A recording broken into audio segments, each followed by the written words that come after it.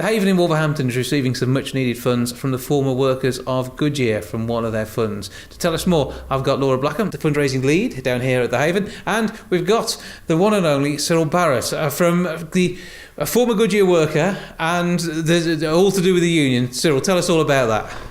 We've got a sick pay fund that used to be is now turned into a charity fund, and we've been doing projects since Goodyear sadly closed, supporting local registered charities. And when we received the request, going back 18 months, 2 years ago from Laura, we investigated it, and it fit the remit the trustees and the management committee have got to work to.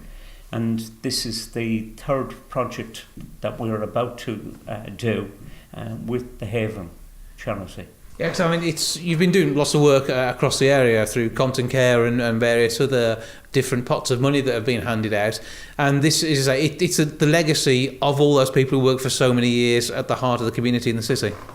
It's purely and utterly the workers. Not one single penny has come from Goodyear's or the trade union. It is all shop floor people, local people, reaching out and supporting the most needed and the most vulnerable in our society. So I'm particularly pleased because genuinely this is a very, very good charity. And I heard about it before, but I didn't really know a great deal about it.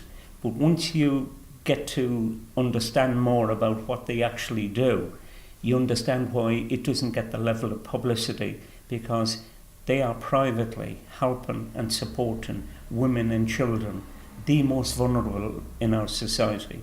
So we are particularly pleased to be doing, as I said, our third project with them. Yeah, and obviously there's a lot of work that's done down here. We've seen various things that have taken funding in the past, but where is this current batch of money to go to? What specific work is this doing? So, like Cyril said, we've done 3 separate projects, and it all started out with our small household items replacement. So, we do have quite a high turnover of women and children in our refuges every year. So, as you can imagine, things get broken and things get worn. So, we have to replace things on quite a regular basis. And they were kind enough to come in and give us enough money to replace all the small household items across all 6 refuges. So it was like crockery and cutlery and bedding and all those kind of fundamentals that kind of help to make it a little bit more homely in the refuges. And then the second project was replacing all the showers in one of our refuges, and the one that we're about to start is replacing an entire roof on one of our biggest refuges as well. So that is a major undertaking in itself, and it's the sort of thing that keeps these sites open for those who need them when they need them. Exactly, and it sounds like such a small thing in a lot of ways, so it helps just to carry on what you're doing already, but that's so fundamental. If the roof sort of stops working, or you've got leaks, you can't house women or children in that space. It's no longer a safe space. An entire refuge has to close down, and that means turning women away. And when we're already at a 99% occupancy rate and already having to turn people away because we don't have capacity within the refuges, that's just not something that we can afford to do. Absolutely not. And so I know you guys are proud to be doing this, and it's part of that ethos. And who knows where the next set of projects could lead you. But how much of the fund is actually left to keep working with? I've never disclosed, nor the trustees. You give me a percentage. We've still got about 40% of the money to be allocated. We've had over 140 different requests. We've done approximately 75 projects.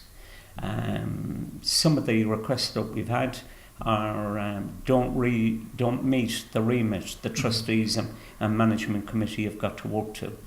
But we are determined as trustees and management committee members is that when we've finished, we will have left a proud living legacy to every single person that has been a member of the fund since 1985. As I said earlier on, every single penny has come from shop floor people. We want to reach out and help the most vulnerable in our society within our own community of Wolverhampton and the Black Country. And when we've done the projects with the Haven, without embarrassing Laura in any way, She's a very, very open and transparent, honest girl. And that comes across because we as trustees have got to satisfy ourselves that we're spending money in the right quarters, we're not misusing money in any way, and we're doing the right thing in creating the legacy. The Haven and Laura in particular has come across very, very positive and reassured us to the extent of we started with one project, we've now started to do a third project. So that's down to Laura and her personal credibility.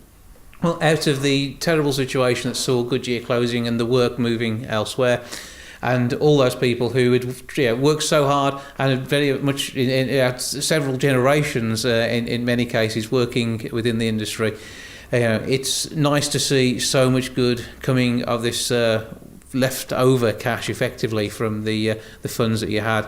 So, if people do want to find out more, is there a website or Facebook page they can go to? We've run articles through Heather Lodge at the Express and Star. She's passed on the information. That's how Laura contacted me. So through Heather Lodge and the Express and Star. But can I take this opportunity, which is very important to us as trustees, is the people who were members of the union and members of the fund were good, hard-working, decent people, community-spirited people. And I hope is that they and the families will feel as proud as we do in the legacy that has been created, right, in their name. Thank you to each and every one of them.